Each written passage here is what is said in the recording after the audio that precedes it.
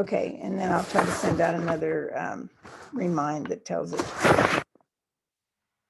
Okay, thank you.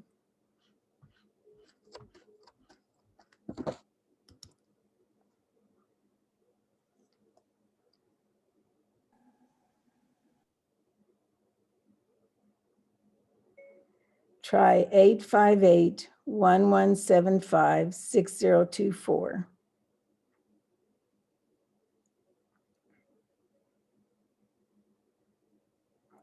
For the ID.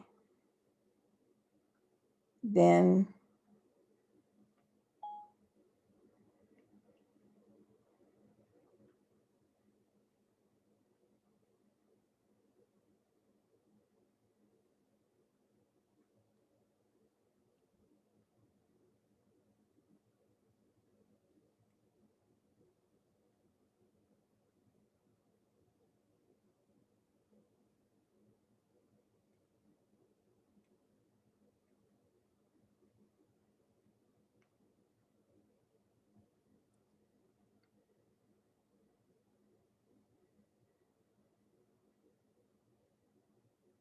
for passcode. For passcode.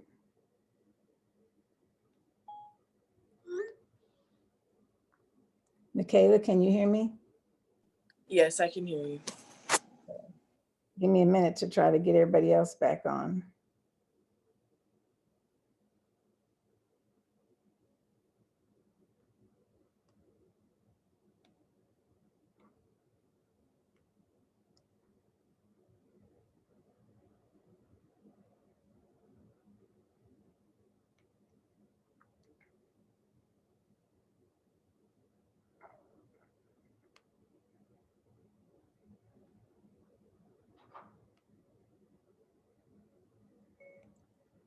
Try the ID 858-1175-6024.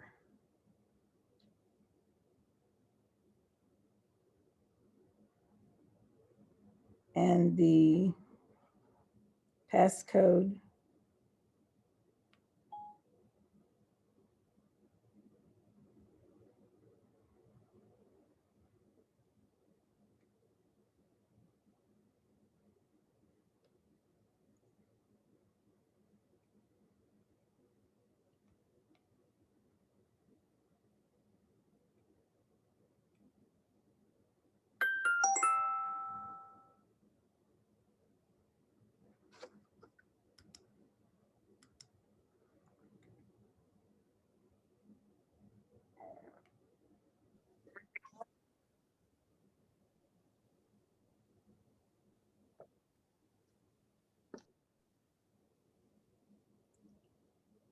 Okay, so we're still missing some people. I'm not sure what happened with that, with having two different meetings.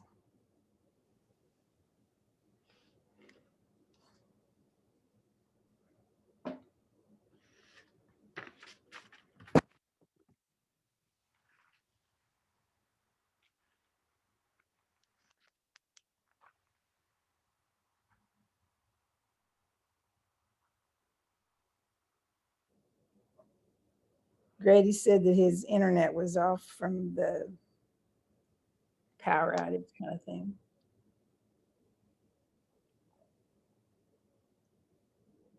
So we still need Delaney and Chadwell. Has anybody heard from Chadwell? Yeah, he said that he just got the meeting code from the remind. Okay. Anybody know Delaney's?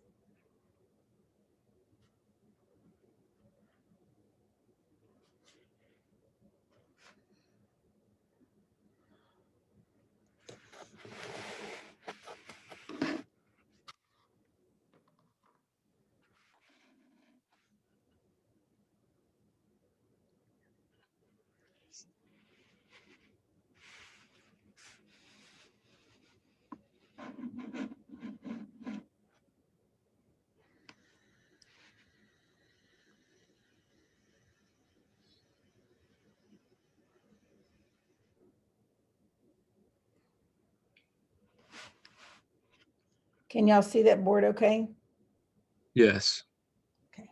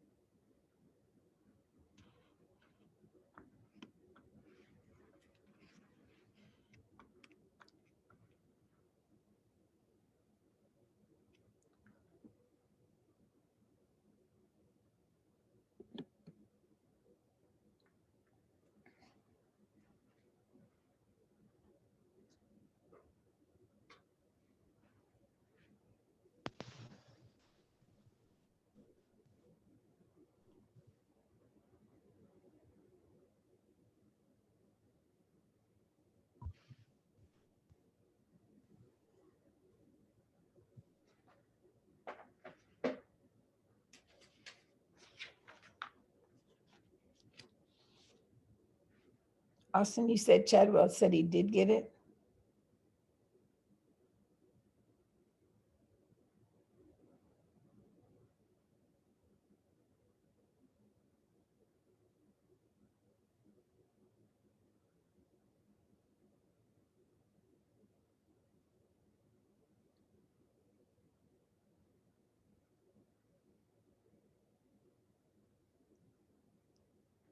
Austin, can you hear me? Hello? Austin? Can anybody hear me? I can hear you. Okay. I can hear you. Okay, I guess we lost Austin. What a morning, huh?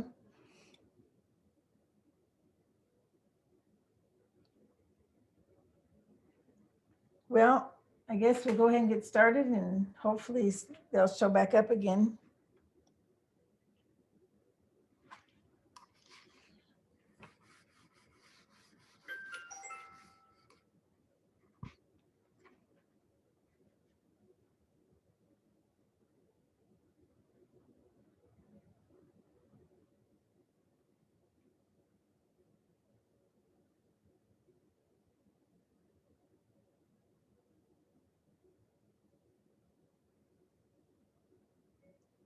Come to us when you can. Period. Thanks. Well, Austin said they just lost power too.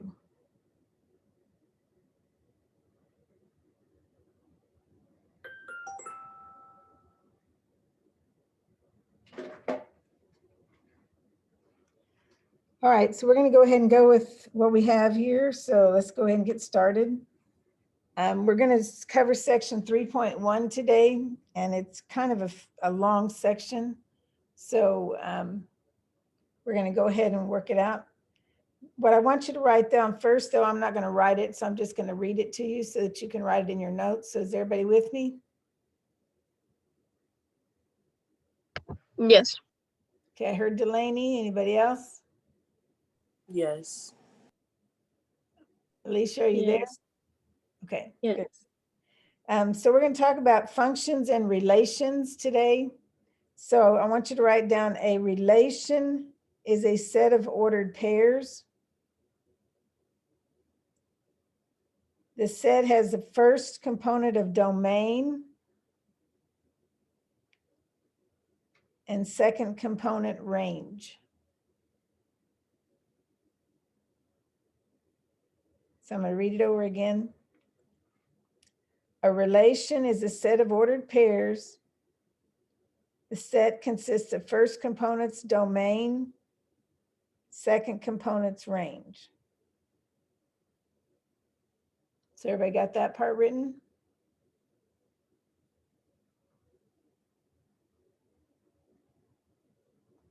Do I need to write it? Did I need to read it again?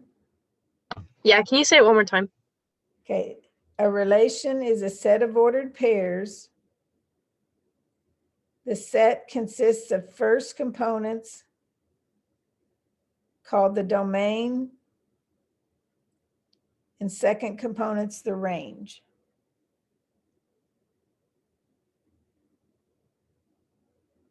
So does everybody have that? Yes.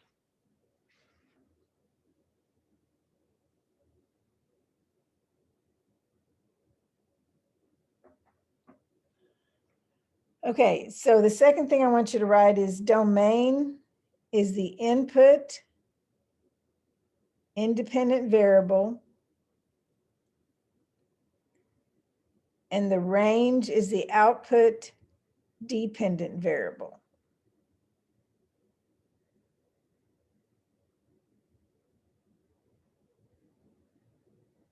So domain input independent and range is output dependent.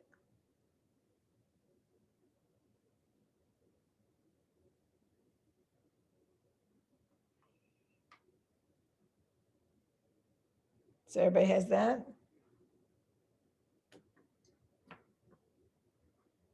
Okay, so you guys have heard when they talk about a function, they say it's a relation that has a special condition. So does anybody remember what the special condition for it to be a function is?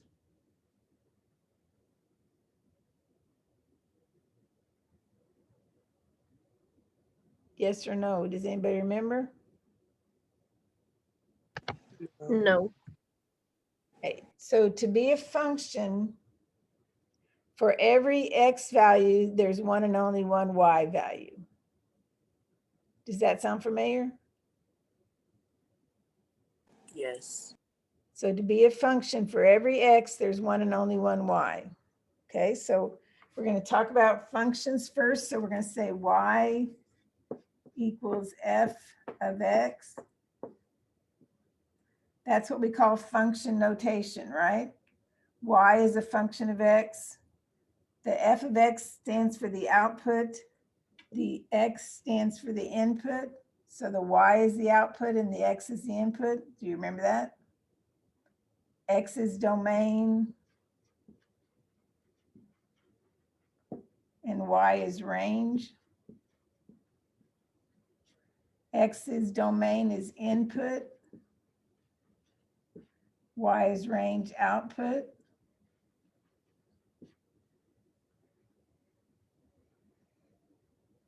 So for every x,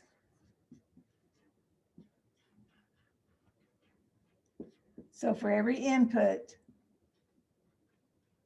there is only one output. So for every x, there's only one y. So when we look at some functions, I'm going to write up here, then you're going to tell me which one's a function and which one's not. So for every x value, there's only one y value. So that's a definition of a function. So do we have that written down so I can erase?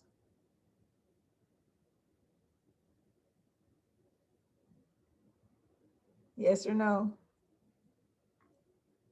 Yes, I have it. I don't know if everyone else does.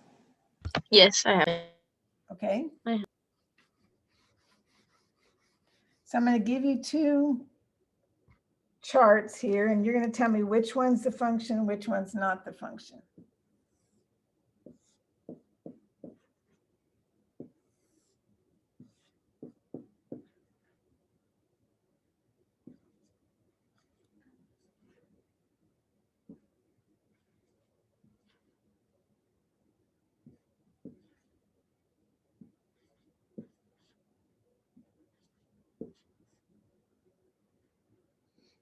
Okay, so this is two relationships. You're comparing two numbers.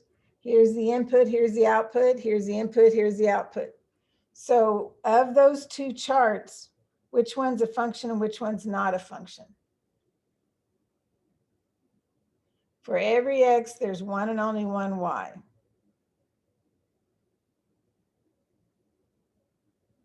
The first, So right? The first one's which? Function or not a function? The function. Okay, so this one you're saying is the function. Now, why is the other one not a function? Because 5 has 2 outputs. Very good. You have 5 here paired with the 2, but you also have 5 paired with the 4. So for this x, this 5, it has 2 outputs. Good job. So if we were writing this in function notation, we would say on this one, f of 2 equals 1, f of 5 equals 3, and f of 8 equals 6. So these would be my inputs, and then these would be my outputs.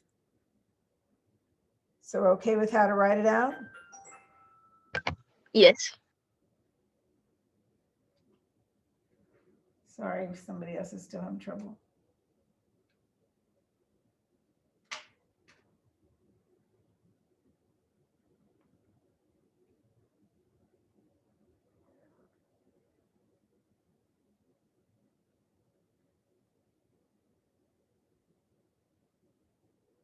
Is it saying that you can't come in?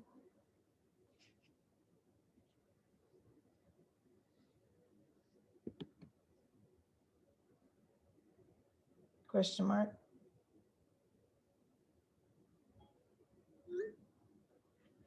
Sorry, guys. Chadwell, can you hear me?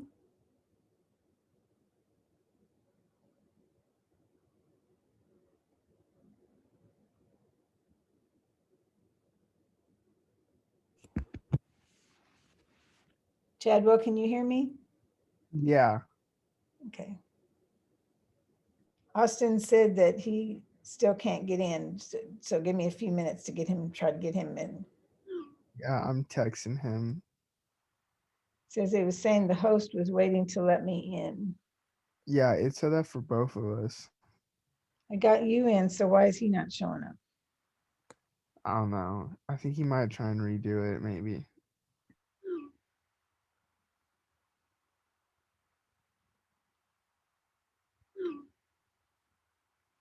Looked frozen, he said. So Chadwell, did you do anything different to get in? You just signed in like regular? I just did the regular and just waited the whole time.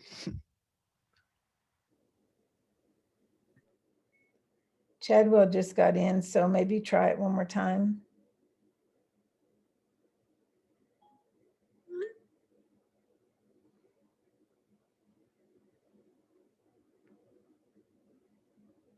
Technology is so wonderful. I know, right? What did we do before this? We had chalkboards and they worked every time, right?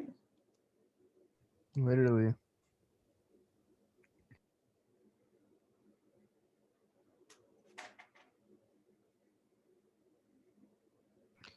Also, my Wi-Fi keeps cutting out. Like at a point, couldn't even like send anything to Austin on my phone. So I think that might be a problem too. Yeah, they were saying that they were doing that 1 hour drop of electricity. So a lot of people were having trouble with that too. Yeah, that's what I'm worried about. Yeah, that happened in our house, and our house got down to 53 degrees. Oh my goodness. Jeez. Yeah, we were freezing. Okay, there he is. Let's try and see if we can admit him.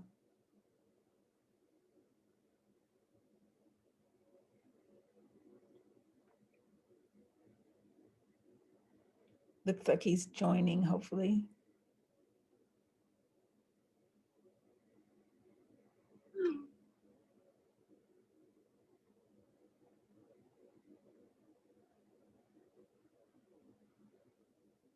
It says joining.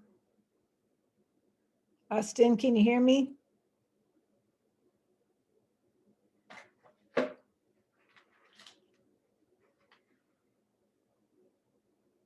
Do we have you back?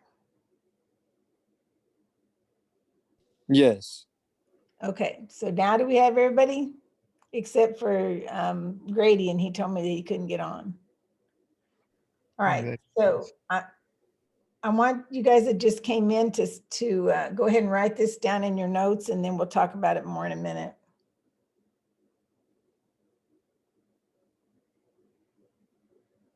Leave a little space at the top for a few notes. When we finish, then we'll talk about those.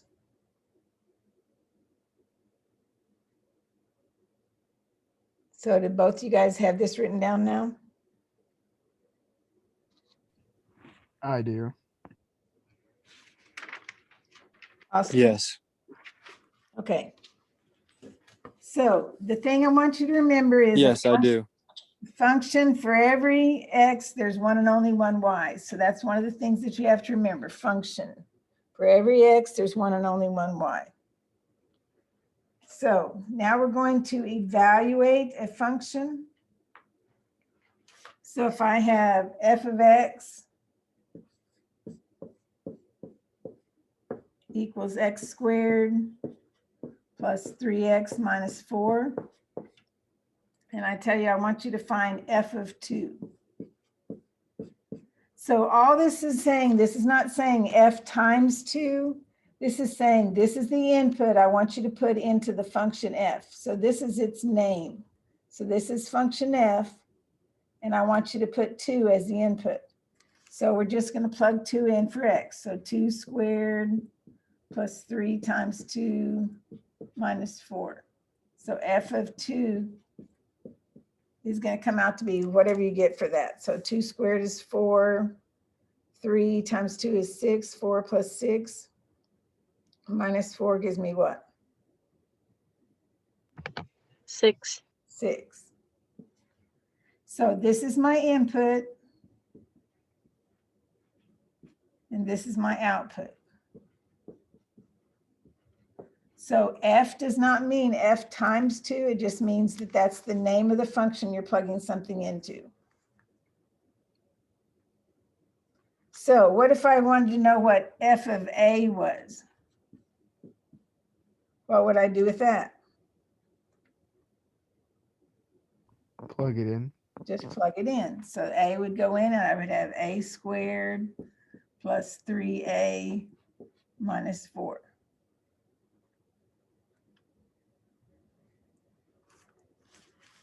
So we're okay to erase that part?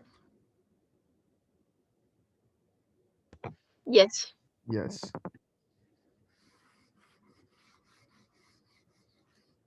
Okay, using the same function then, what if I want to find something like this?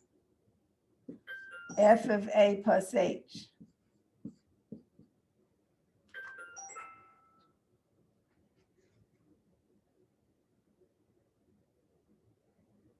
Who did we lose?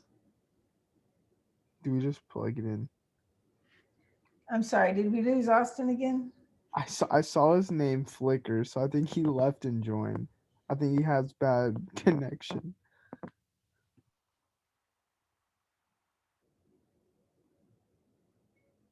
Okay, comma, we'll work it out. Thank you for letting me know. Period.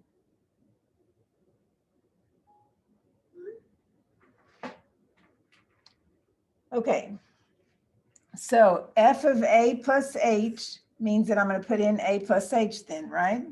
So this is going to be a plus h squared plus 3 times a plus h minus 4. So all I did was, this is my input, I put it in for the x, right? But now we have to simplify. Now, what did I tell you about this a plus h squared? What do we have to do there?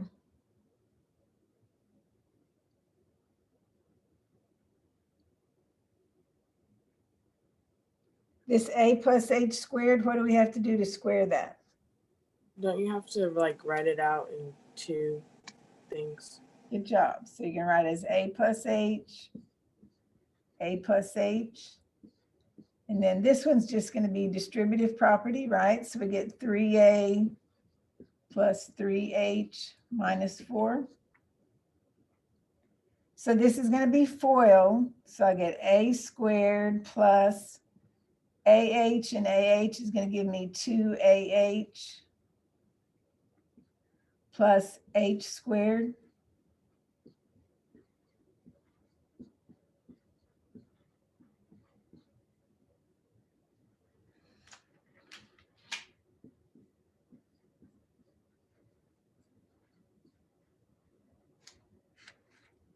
Now, we have a small board, so it's going to be hard to get all this on the same board.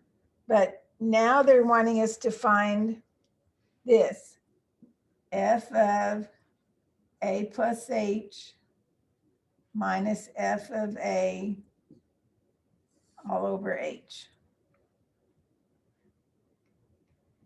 And this is called the difference quotient.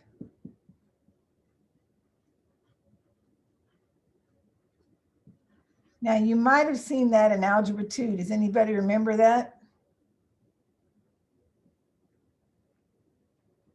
Okay, so what does the word difference stand for? It stands for subtraction, right? And quotient stands for division. So you've got the difference quotient from the subtraction and the divide. So what is this saying? This is saying find f of a plus h, which we just did. This big long thing right here is f of a plus h. So we have that.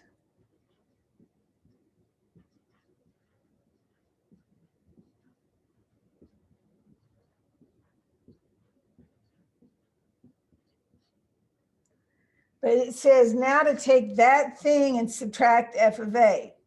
So last time we wrote f of a down, right? So we have subtraction a squared plus 3a minus 4, the whole thing over h.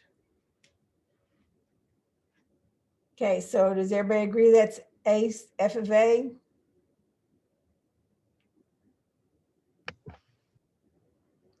So this long thing is this f of a plus h.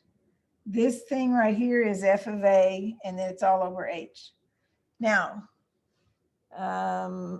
Delaney, what am I going to do next? What do you guess what I would do next? Combine like terms. Okay, before I combine like terms, what do I have to do with that parentheses over there? Distribute the negative. Yes.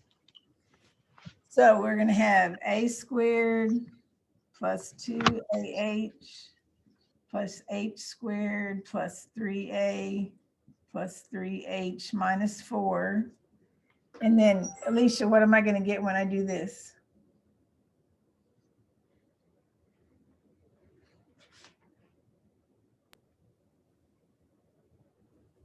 What's that going to give me when I distribute the minus sign in?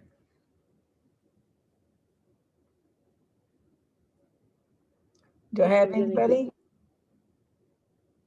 Okay, Chadwell, what am I going to get when I distribute the negative sign in?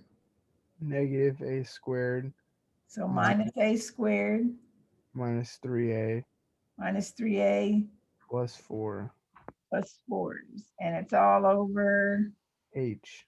h. Can y'all see that part on the right-hand side, or do I need to move the board over? Can you move it over a little bit?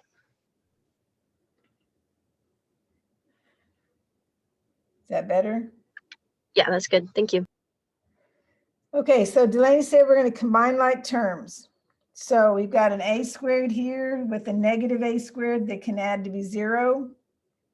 We have a 3a that's a positive 3a and a negative 3a. And then we have a negative 4 and a positive 4 that can cancel out. So that leaves me with 2ah plus h squared plus 3h all over h, right?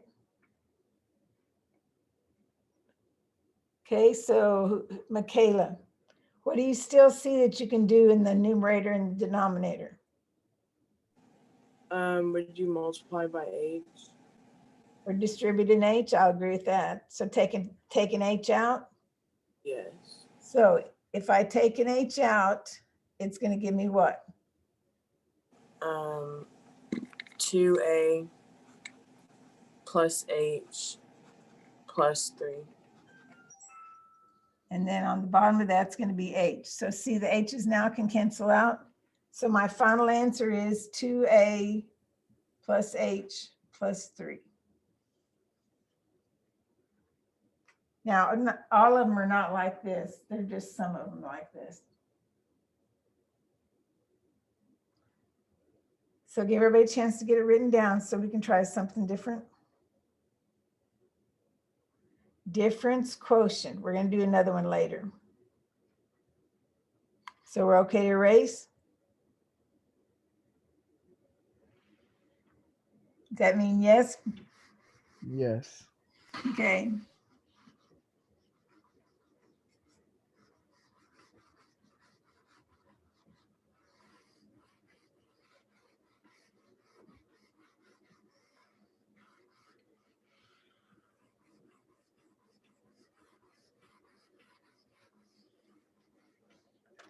Okay, this next one, they're going to give you g of m.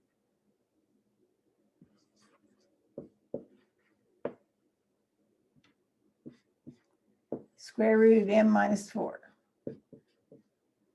And they want you to find g of 5. So they go from really hard to really easy, right? So this is not g times 5. This is the name of the function. So g of m is my function up there. G of 5 is my input. So what do I do with the 5? So Alicia.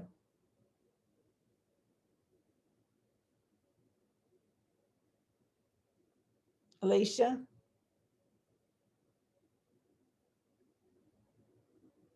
Did we lose Alicia?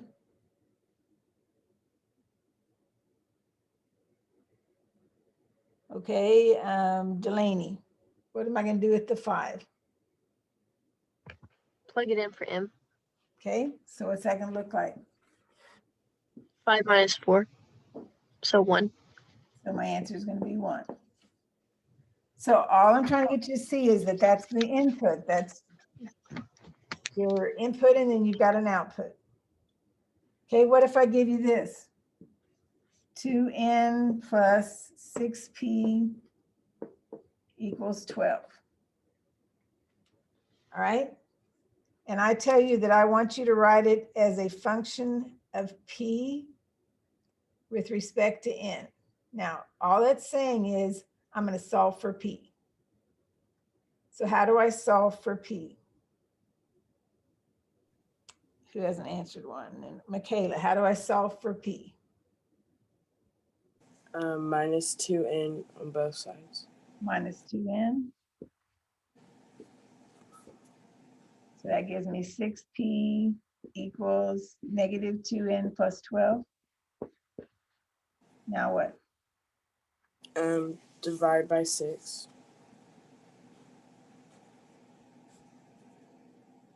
So this gives me p equals 2 over 6 or 1 over 3.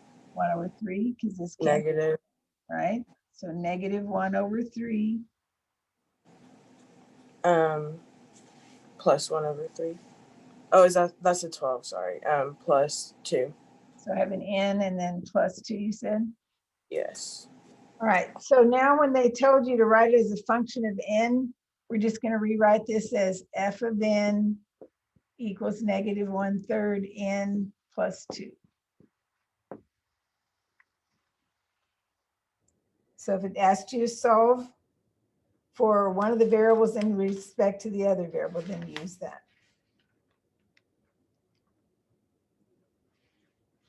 All right, I'm going to start erasing until somebody screams stop. So just let me know if I erase too fast.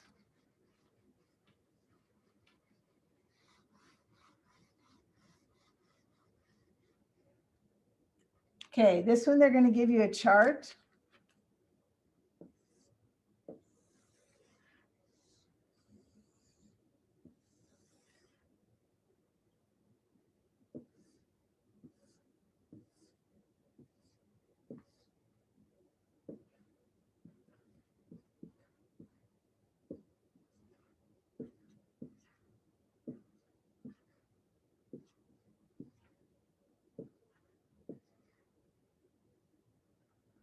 Okay, so they're going to ask you two things. They want you to find g of 3 from that chart, and they want you to find n if g of n equals 6.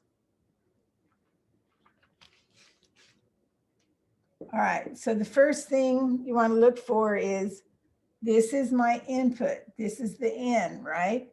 If I say g of n, the 3 is the n. So where do I look for? I look for where n is 3, right? So what's my answer for the first one?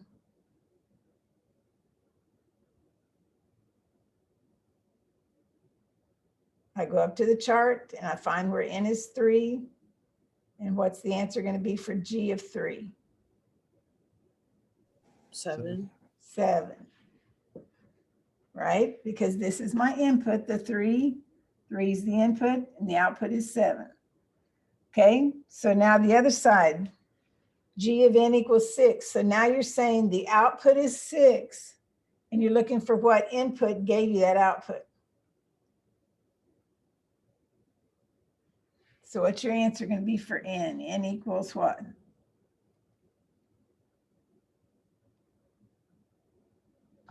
4. 4 would be 1. What else?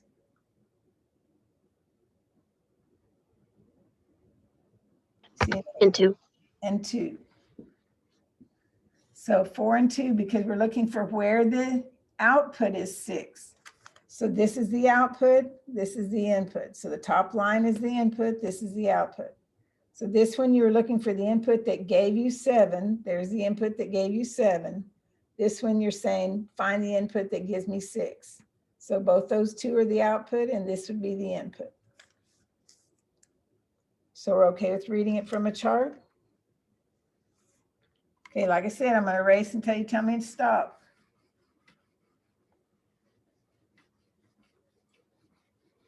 Okay, so that's finding it from a chart. Now we're going to look at one like this.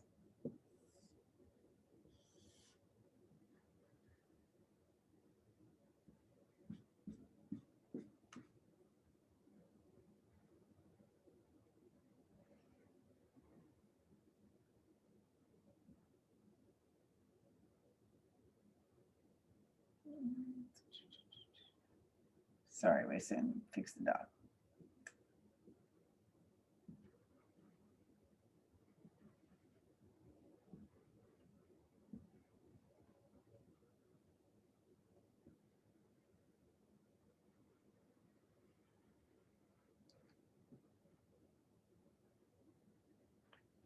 Okay, so this is going to be our function. Now, one of the ways we found whether something was a function or not was by doing what? Do you remember what it was that you had to do to prove something was a function?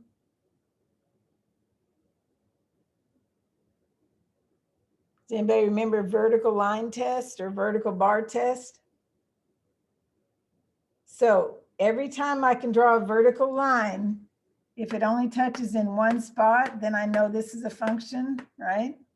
So is this one a function?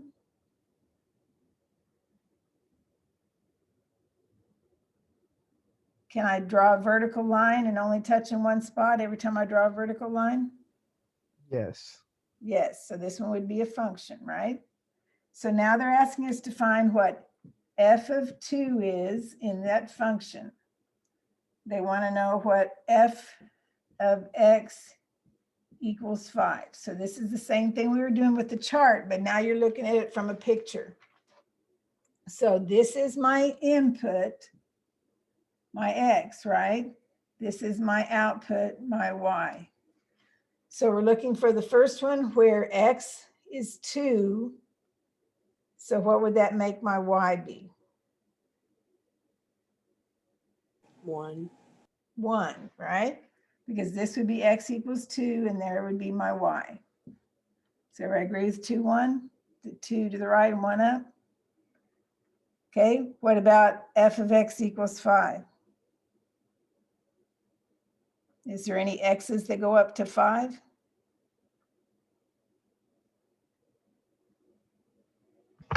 -1 and 3. Okay, so f of -1 would be 5, and f of 3 would be 5. You agree with her?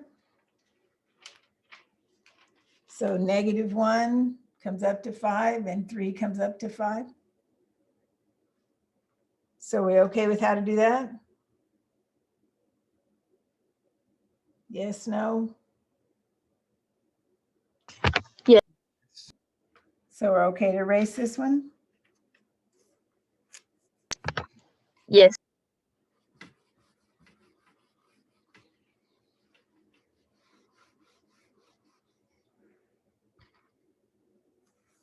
Okay, so we said to be a function, for every x, there was only one y. For every x, there's only one y. So if I give you a picture that looks like this, I want you to tell me which one of these is a function.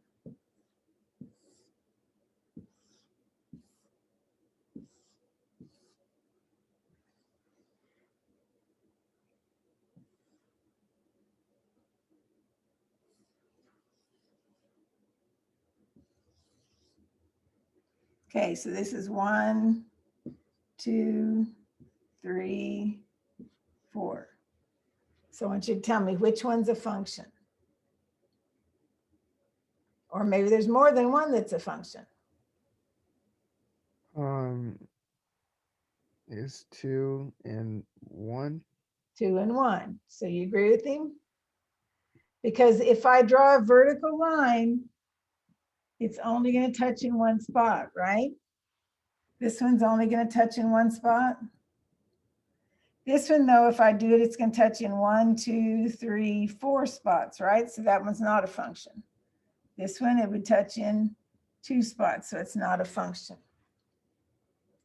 Now we talk about functions, but we also talk about something called a one-to-one function.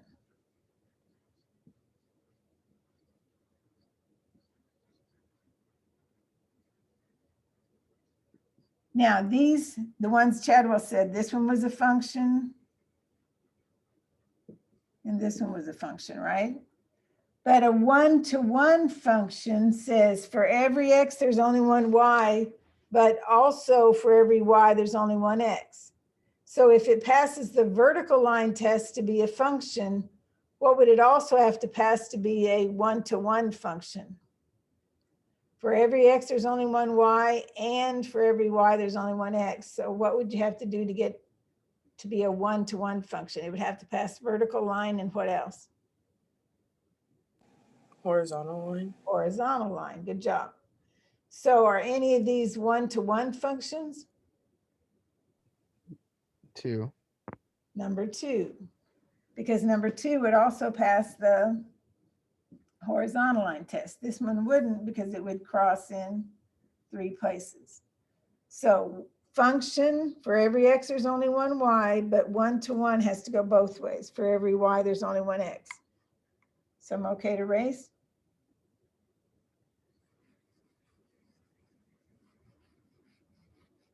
All right, the next thing I'm going to do is write down some special functions that you're going to be using throughout the course and what they look like graphed. So the first one's going to be f of x equals c. So c is a constant term. So this is like saying y equals c. So how do we plot y equals some number? What do we have to do? Which way do we draw the line? Horizontal or vertical?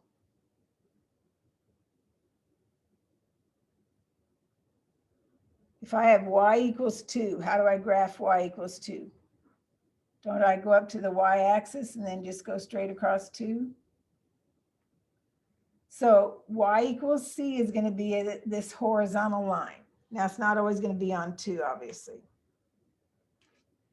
Okay, what about this one? F of x equals x. This is the same thing as saying y equals x. So if I go to a graph for y equals x, that's going to be 1, 1, 2, 2, 3, 3, right? So it's going to be this diagonal line. So function f of x equals x is going to be the same thing as that diagonal line. Okay, the next one is f of x equals the absolute value of x. Okay, think back from algebra 2. Does anybody remember what that one looks like?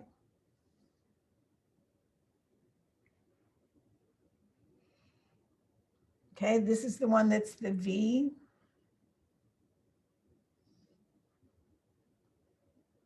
So if you see that v, you're talking about absolute value.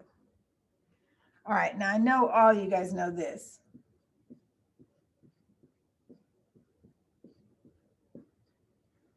What is y equals x squared? That's a picture of a what? Starts with a p.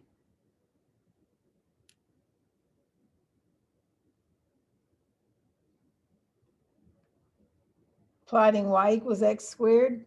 You've had that a lot in algebra 2. What is the quadratic? How does the quadratic plot? What is it a picture of? Starts with a P. Does anybody have any ideas? Be brave.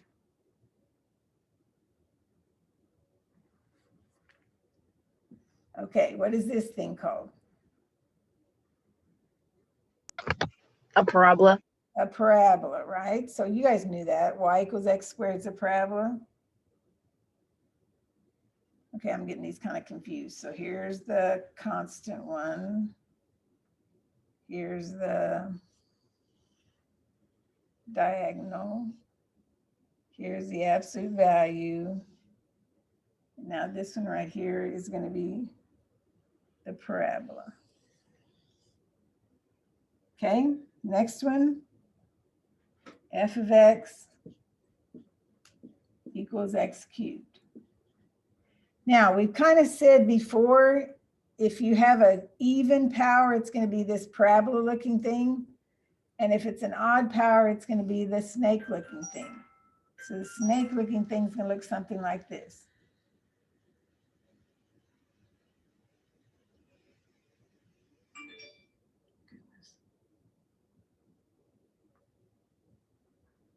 So this one is x cubed. And then the next one we're going to have is f of x equals square root of x. So square root of x is the one that looks kind of like half of a parabola on its side.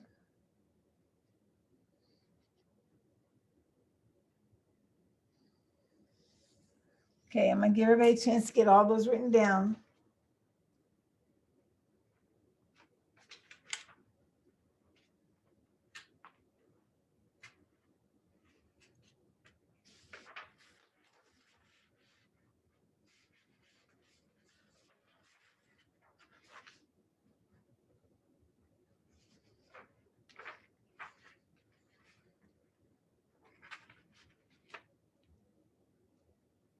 Okay, we have it written down.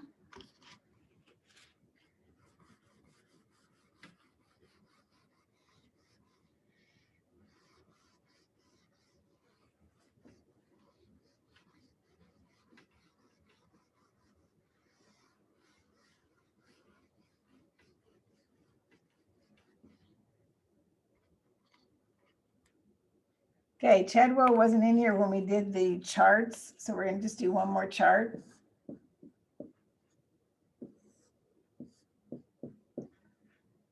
So this one's going to be -5, 2, 5, 7, -4, 1, 4, 8. And this one's going to be -3, -1, 3, 1, 5, 1, and 3, 16. Okay, give her a chance to write that down first.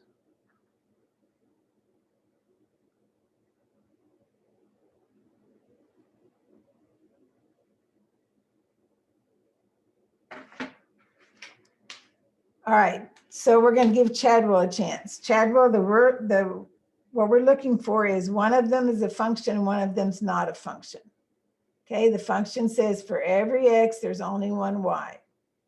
So Chadwell, which one is not a function?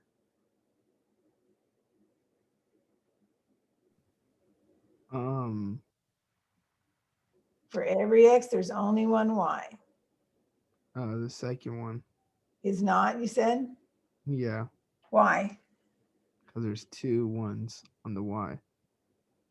Okay, that's kind of a trick question too, because what we're asking was, does it say for every y there's only one x, or does it say for every x there's only one y? For every x, there's only one y. So this would be an x that goes with 1, and this is another x that goes with 16. Yeah. So this one would be not a function because that x goes with 2 y's. So does that make sense now or not? Yeah.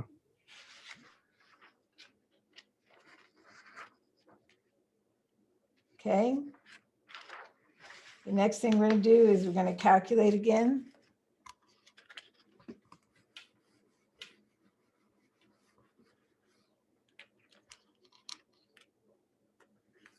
We have f of x equals 3x squared minus 6x minus 10. So again, this does not mean multiply by f. It just means that's the name of that function of what we're going to do. So we're going to find f of -3 plus f of 1. So, Alicia, what does that mean to do?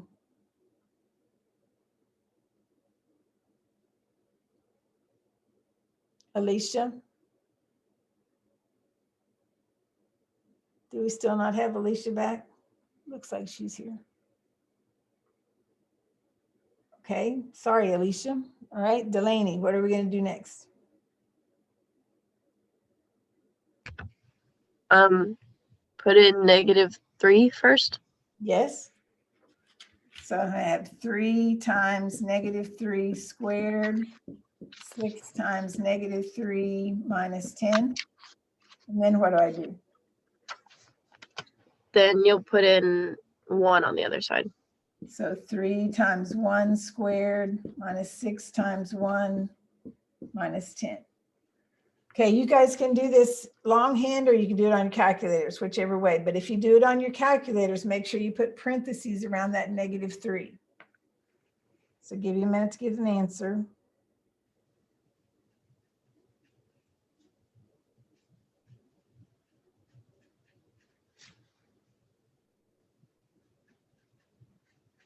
Okay, Michaela, do you have an answer for me?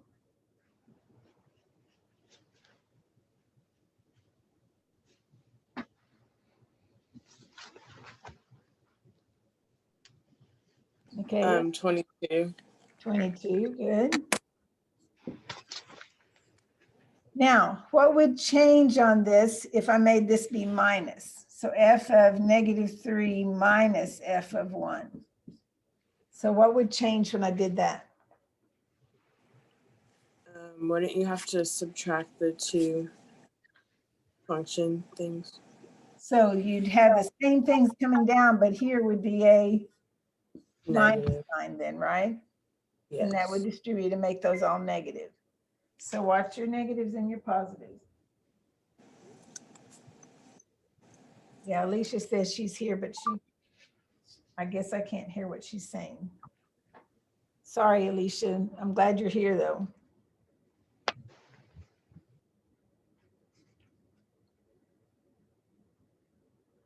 So we're okay with this one so far?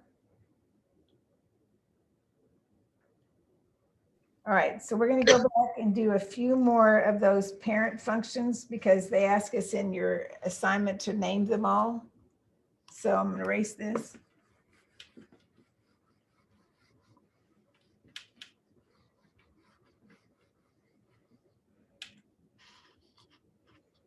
Okay, so we didn't do the reciprocal one. So f of x equals 1 over x is going to look like this.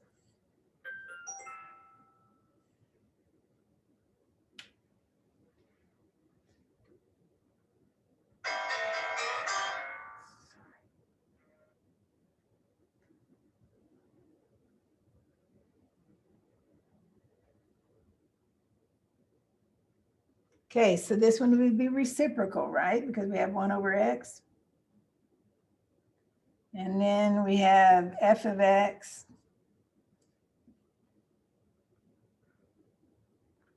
And this one's going to be the cube root of x.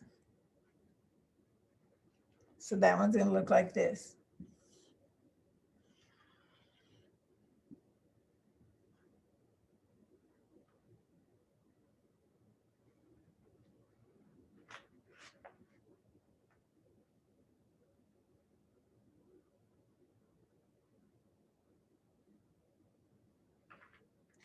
Okay, so I think those are the only ones we haven't done yet so far. So this would be reciprocal function. This one would be cube root. And I think that's all the ones that they ask us for.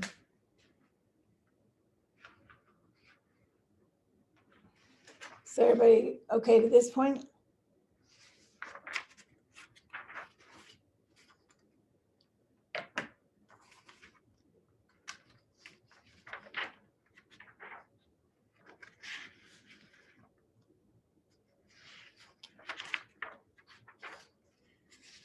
All right, so that takes us through all of those.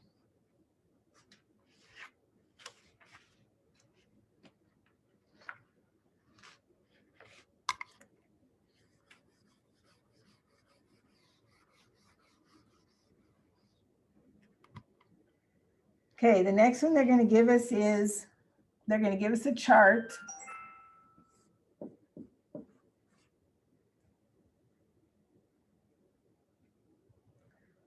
And then they're going to tell us to tell them which of those functions is the chart.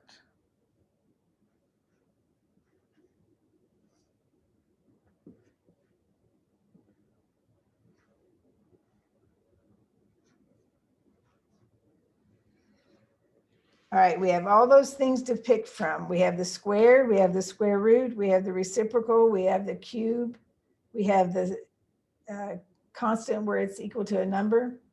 So what do we have to do to this to get this? What would you see as a pattern that's happening between those two? Do you see what I would have to do? What would I have to do to the first one to get the second one? What would I have to do with this one to get this one? Anybody see what it is? Square. Squared. Good job. So this one would be x squared. You're taking x and you're squaring it to get the 4. -1 squared to get the 1. So everybody see what that one looks like? Okay, what about this one?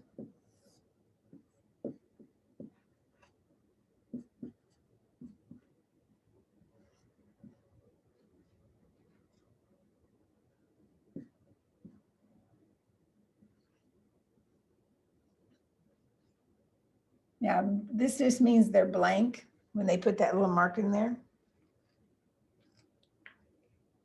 So what would this one be?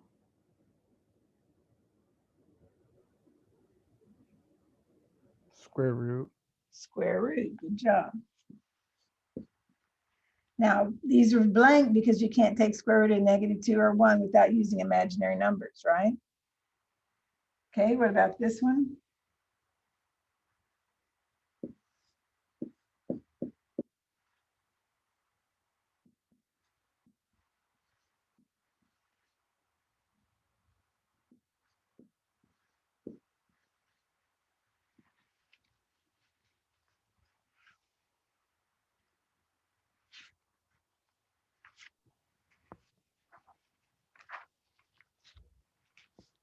Any suggestions?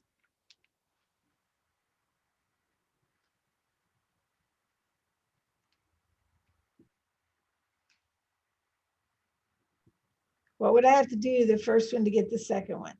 What is it doing? It's making all of them be positive, right? I forget the name of it. Absolute, But I know. absolute value. Absolute value. Good job. Those vertical bars. So you see how to do that kind now?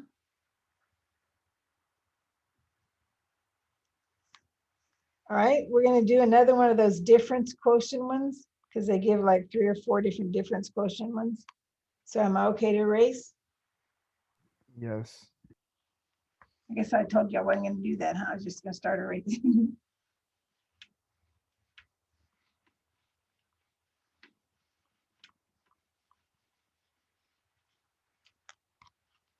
Okay, so we're going to start out with f of x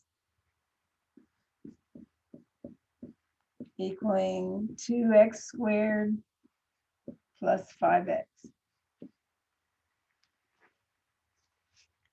And they want us to find f of a plus h minus f of a over h. And that's called the what? Delaney. What's that called? What did we say a few minutes ago that was called? Delaney.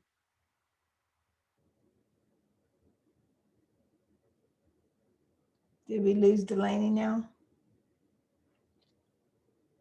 Okay. Chadwell, were you here when we talked about this one?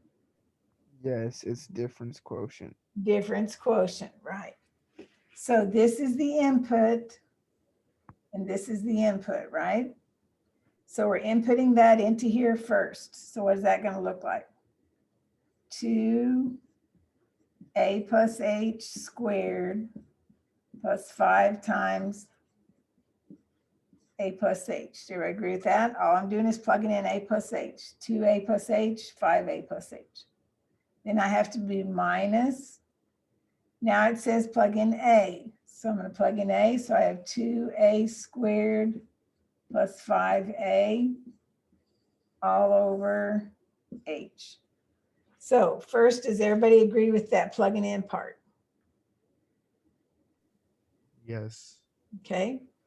So what we're going to do now is we're going to square this first and then times it by 2. So we're going to put this as a plus h, a plus h.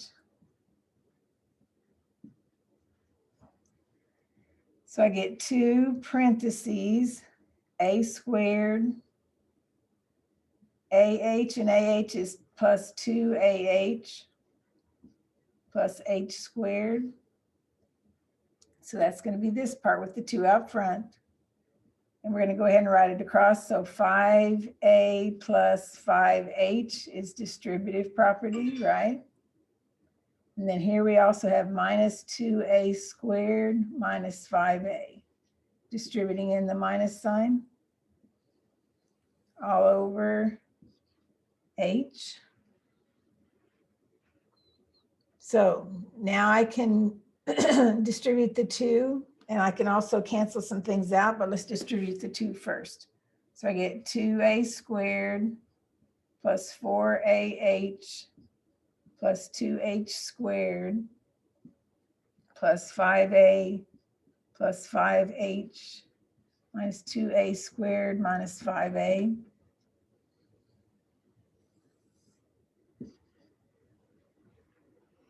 So we just distributed the 2 in. So now we can cancel out some things. So we see a 5a here with a negative 5a can add to be 0, a 2a squared and a 2a squared. So the rest of these, you got 3 terms. They all have an h in it. So we're going to distribute that h out. So this gives me 4a plus 2h plus 5, all divided by h. So Delaney, what happens to the h's?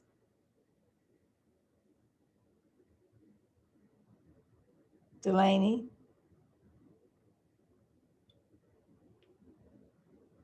Okay, Michaela, what happens to the h's? They cancel. They cancel. So my answer is this 4a plus 2h plus 5. So do we get the idea for difference quotient?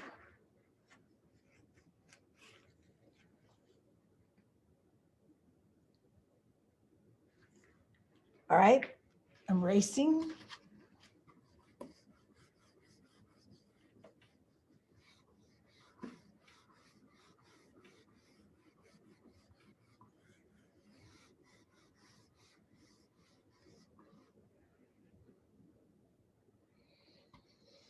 Okay, this next one tells you to decide whether this is going to be a function, but they have it as a set notation. So -3, -4, 1, 2,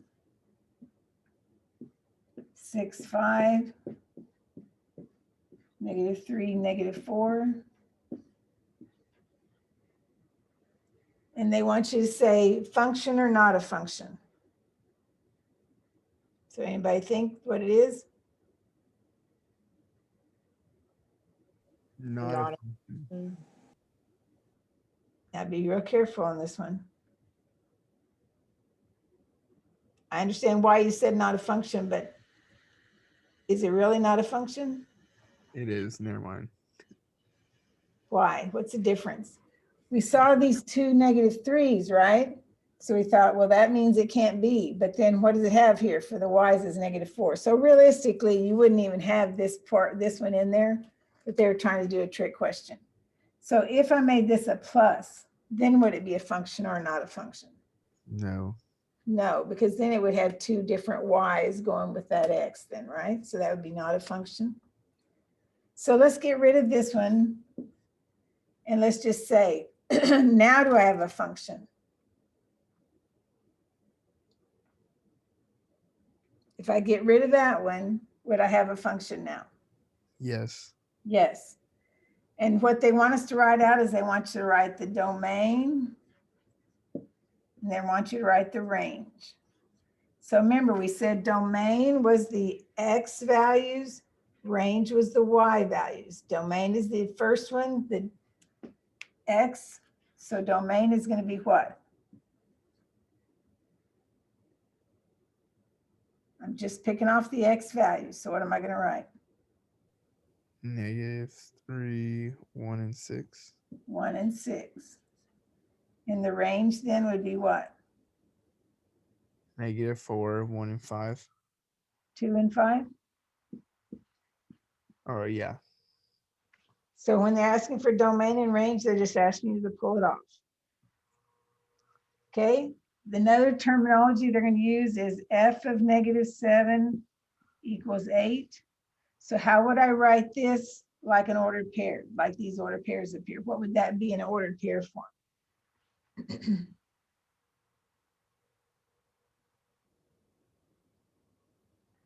This is my f of input, this is my output, right? So how would I write this as an ordered pair?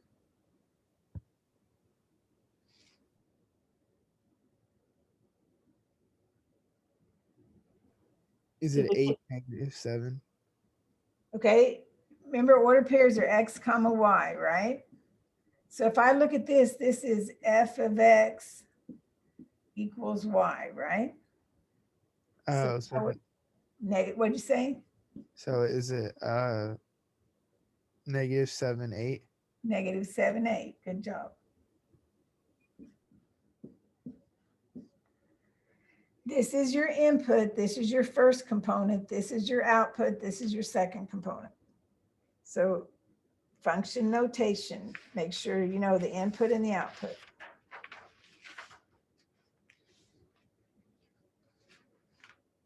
Okay, we already did that one. So I'm okay. I get used to saying that. I'm just gonna erase until you tell me not.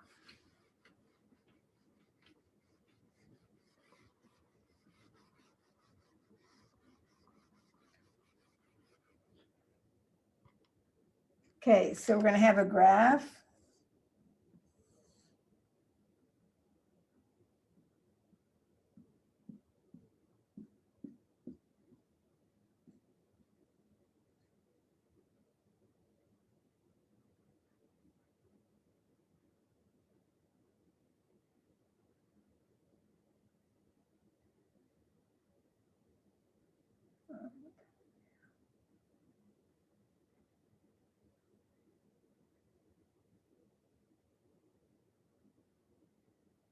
Okay, so we're gonna see if we can draw this.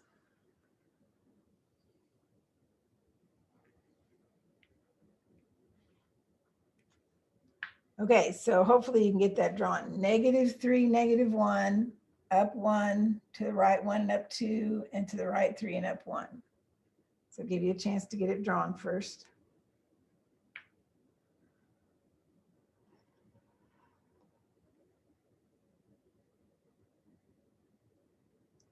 Okay, so they're asking us to write the domain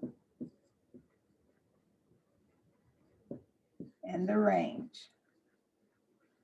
But they want us to write it in inequality form. So we're going to have x between two numbers and y between two numbers. Now, it's not always going to be the equal to part. This one, they actually give you the dots. So it is going to be the equal to part.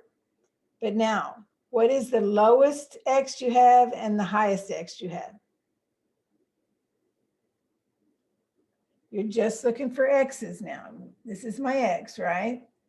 So what's the smallest x thing that's up there and the largest x thing that's up there?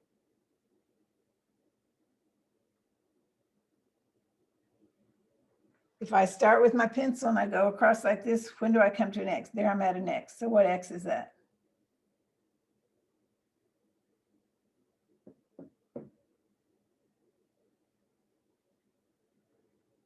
Michaela, how many x's do I go over if I stop right there? -3. -3. And if I keep going, keep going, keep going, keep going until I get to my largest x, then I'm stopping right here, right? So what does that give me? 3. So what's my domain going to be? -3 and then 3 on the other side. 3 to 3. Good job.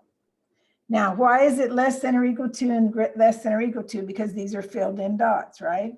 If these had been open circles, then we would have gotten rid of one of those underneath signs, right? Okay, Chadwell, what about the range? We're starting down here and we're going up until we hit the range. That one's supposed to be at -2, but it doesn't really look like it's at -2, does it?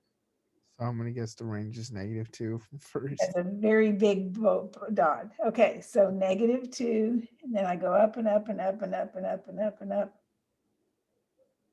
And then 1. So this one's gonna stop at Oh, 2. 2. So I've got -2 to 2. So when you're doing that, now, what would change on this if this one was, instead of a big fat dot, if this had an arrow on the end? What would make the change on this stuff up here?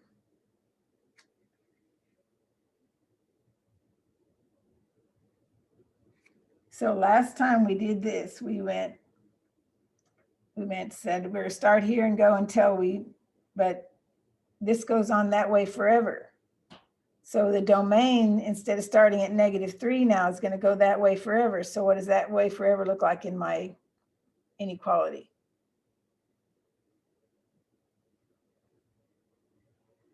How do I go left forever? Negative infinity. Negative infinity. So that would change this up here to be negative infinity then, right? And it would still stop at 3, but starting it would be negative infinity.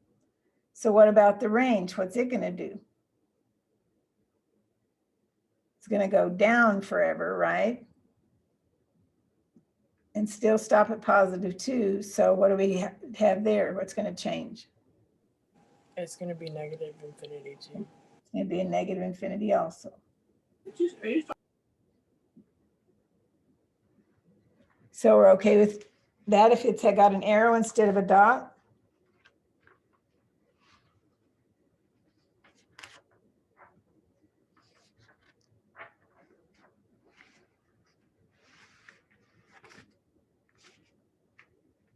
So we're okay with this?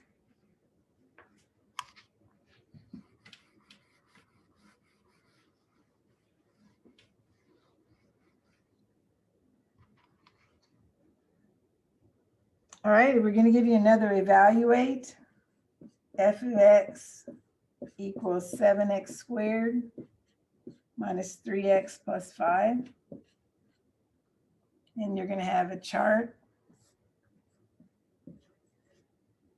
-2, -1, and 0. So I'm going to give you guys a minute to do -2, -1, and 0.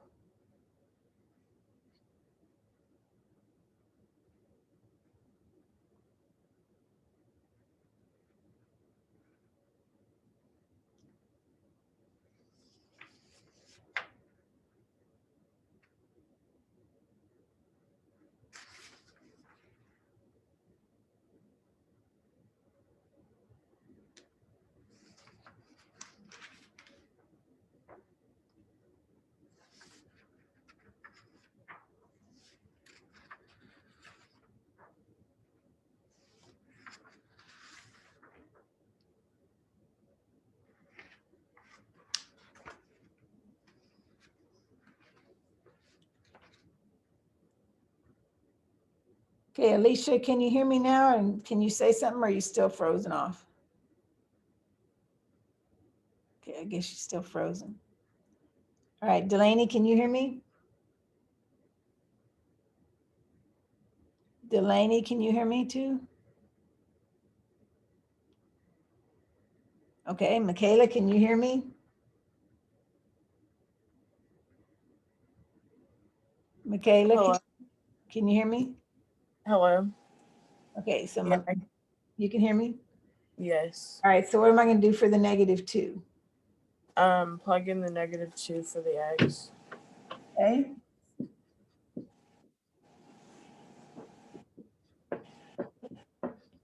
And so what's that going to give me? 39. 39.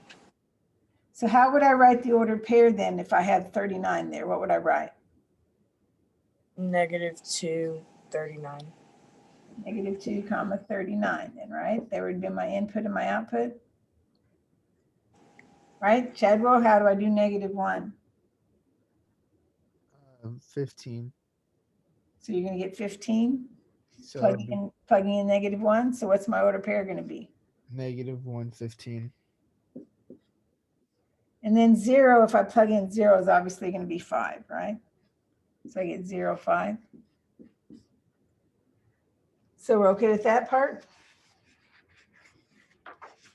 All right, last time we did domain and range and inequalities. This time they want you to do domain and range in interval notation. So I'm going to erase.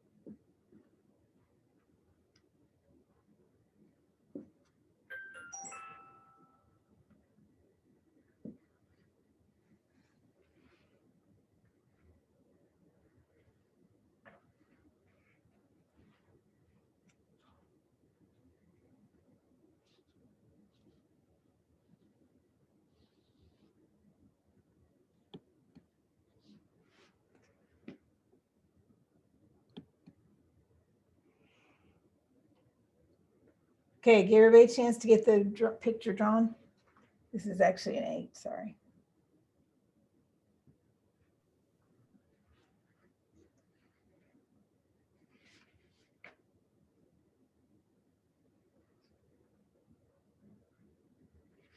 Austin, you with us now?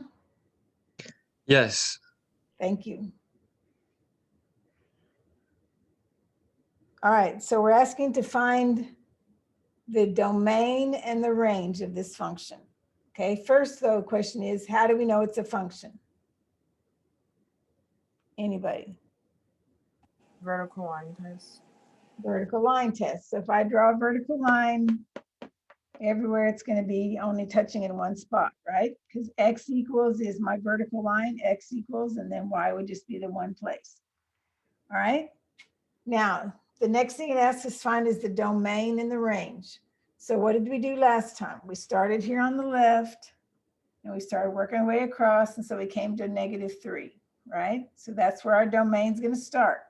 Now it's a filled in dot. So we have to think in terms of what's that going to look like for interval notation. So I keep on going, keep on going, keep on going, keep on going. And it's arrow. So I keep on going forever, right? So what does keep on going forever tell me? Infinity. Positive infinity then, right? So I'm starting at -3, I'm going to positive infinity. So how do I go about writing that? So how do I do filled in dot on a graph? This is my domain.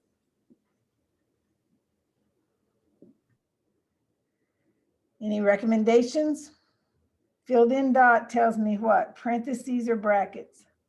Brackets. Brackets. So I'm going to have brackets, -3, comma, and then I'm going that way forever. So you told me it was infinity. So what happens after infinity? Parentheses. Parentheses. Parentheses. Good job. Okay, so we're okay with that? All right, so now we're going to do the range. You're going to do the same thing for the range. You're going to start down here and you're going to work your way up, work your way up, work your way up. So where's our first y value? -4. -4. Now, if I keep on going, you would think we'd stop at 2, but why do we not stop at 2? Because the arrow. Because this arrow is going up, right? So what is my range going to be then?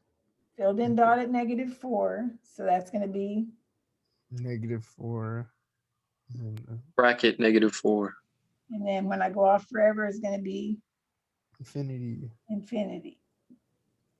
Now, if I change the graph, okay, so we're changing the graph. Everybody has the infinity ones written down first.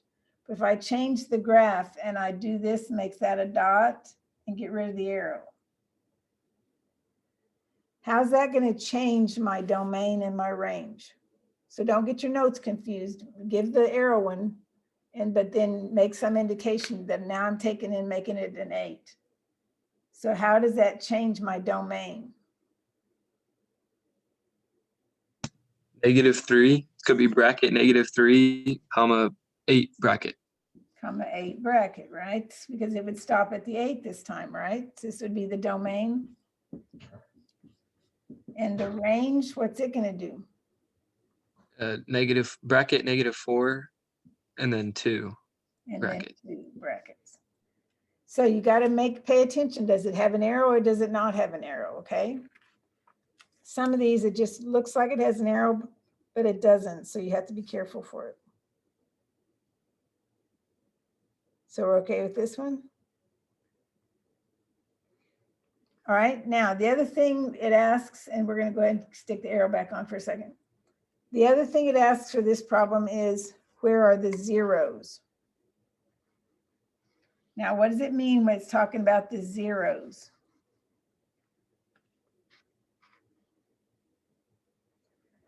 Another name for zeros are x-intercepts. So what things are the zeros? What things make y be 0? These things right here, right? Where it crosses the axis are called the zeros or the x-intercepts. So what ordered pairs are the zeros?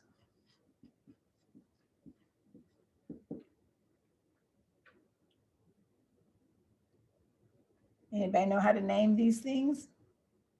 -2, 0. And then -2, 0. And you said what? 2, 0. 2, 0 and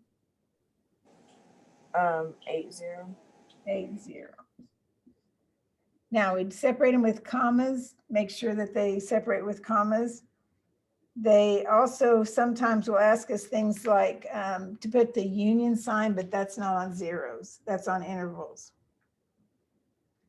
All right, so the next question it asks for on this is find f of -3. Now we've already done some like this before, but they're saying now using this picture, tell me what f of -3 is.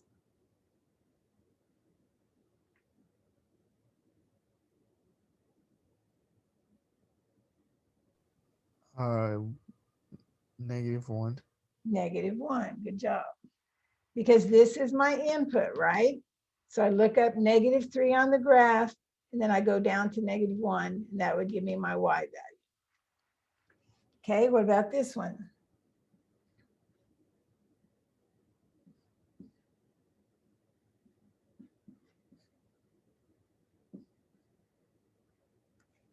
F of x equals -4. 0. You agree with him? You're looking for the y value, the x value that gives y to be a -4. Oh, is it 6? It's 6, right? F of 6 equals -4. So if you go over here to 6, it comes down to -4. So we agree with that one? Okay, what about this one? F of 0.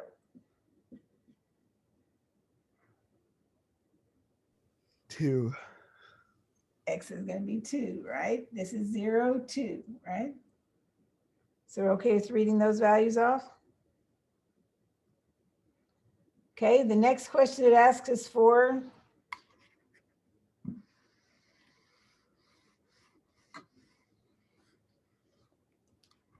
it says, give the intervals for where f of x is greater than 0. So they want the intervals where f of x is greater than 0, and they also want the intervals where f of x is less than 0. Now, on this one, yeah, we can keep the arrow. Whoop, we can keep the arrow.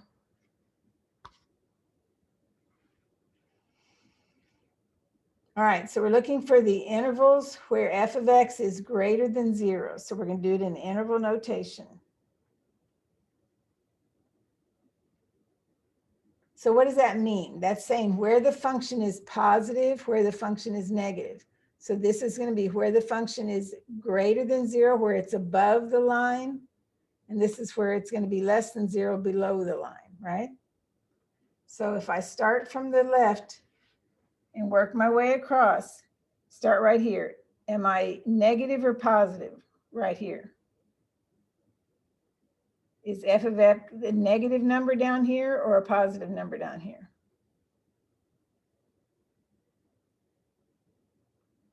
Okay, if I name this, I'm going to name it as -3, -1, right? So this right here would be in the negative part, right? Starting here, it's going to go up into the positive part, right? And then from here on over, it's down in the negative part, and then it goes back up into the positive part, right? So what would be the interval first for greater than 0? Where will that start, greater than 0?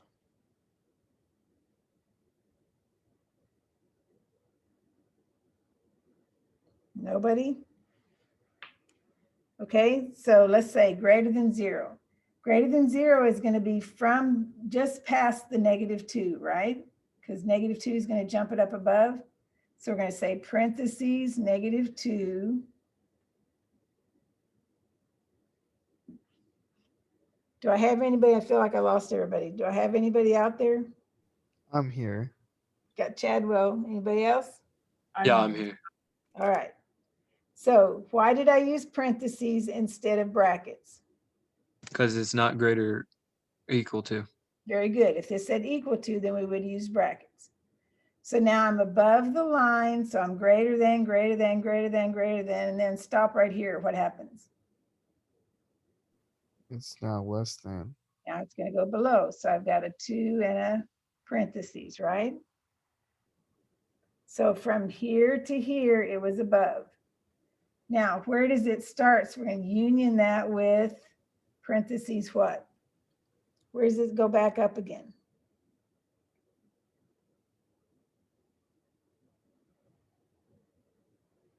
What number does it go above the line again at?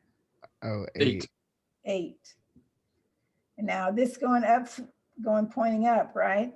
So is it going to go on forever, right? So what do I have at the end of my interval? Infinity. So comma, Good job, Chadwell. infinity, Austin. right? Right. Be careful you don't get your infinities and 8s mixed up, right? Yeah. All right, now doing the same idea for negative. So now negative, what's going to happen? Is it -3, -2 for first one? Yes. Now, this right here, are we going to use brackets or parentheses?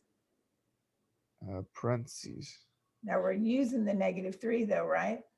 Oh, so is it a bracket? So you're going to have brackets, -3, and then you said -2. Yeah. So that would be the one where we'd have parentheses. Okay, next, which way would I go from next? 2 to 8. 2 to 8, so parentheses 2, comma 8. So Austin said earlier, he said if these had been equal to signs, then we would have had brackets instead of parentheses then, right?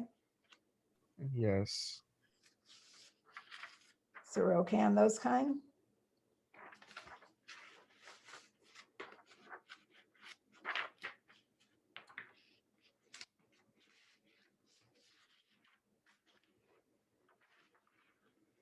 Okay, I think we're going to have to stop there because we're about out of time. But the rest of this next one, I think, is the same as one we've done before. So, questions? If anybody, has anybody started your test yet? Not yet. Not yet. Not yet. Everybody knows they have to take a test, right? Yes. Remember we talked about the fact that the first test had 2 attempts and that each attempt is about 2 hours long. So with all this stuff we're having problems with the internets and things like that, we have to be careful because if you get kicked out of the test in the middle of the test, so that's the only thing I'm concerned about. So like I said, if you get kicked out, let me know. We'll figure out something, but just watch for that, okay? And know that you need to have enough time to take both attempts. I really encourage you to find enough time to do that. Unless you make 100 on the first attempt, then that'd be fantastic, right? So your exam and then the homework for this 3.1 is due on, let's see what it says here. February the 21st. So February 21st is homework for 3.1. So any questions before we go? Nope. Austin, I want you and Chadwell to wait just a minute or two so that I can read that stuff that it was at the beginning of the notes, or Okay. if necessary, Michaela, were you there the whole time, right? Yes, I will. Is there a possibility that you could take a picture of your notes and give them to Chadwell and Austin? Sure. Is that okay? Yeah, that's fine. So Austin, do you and Chadwell have a way of giving her something like your email or something that she can send it to? I don't know, honestly. Or text? Would I just can- text? I can give my number. Because if you don't want to, she can send it to me and then I can send it to you guys. That's probably better. Okay, so Michaela, is that okay with you to send it to me and then I can send it to them? Yeah, that's fine. Okay. All right, so thank you guys very much. Sorry for all the confusion. Thank you so much. Thank you. And remember, we don't meet on Friday, right? Yeah. I figured you guys would remember that part. Yeah. Have a good day. Thank you very much. I appreciate you guys. And bye. Bye. Did you need to talk with? Austin, I'm sorry. Now that we're going to send Michaela's notes, you should be okay. I was just going to Okay. read out that first page of notes for you. Oh, okay. Thank you. Thank you very much for checking in. I appreciate it. Thank you. Bye. Bye.